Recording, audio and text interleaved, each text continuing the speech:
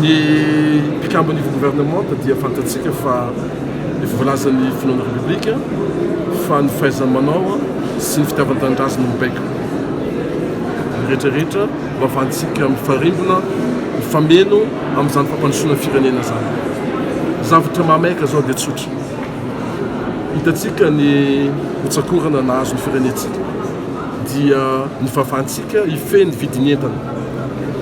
Ny vidin'entana eto Madagasikara amin'izao fotoana zao hitatsika fa mitady eo ampapana.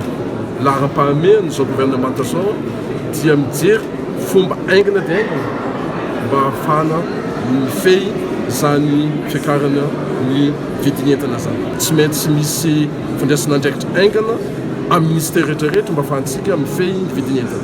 Zavatra faharoa dia famerenana any ireo fodrafitrasa simba satria matetika ny mahatonga ny vidin'entana miakatra noho ny fodrafitrasa simba. Fantatr'ireo fa izao gouvernement zao natao hanatanteraka ny filohan'ny republika amin'ny alalan'ny fanatanterahana ny politika ankapobeny fanjakana. Zay ny dika fa mila miasa aingana ny membre gouvernement ary zay no nahafahana safidy zareo satria tsapanareo fa samy manana ny mari-pahaizana ilaina ny amin'ny skady ny asa tsirairay zareo.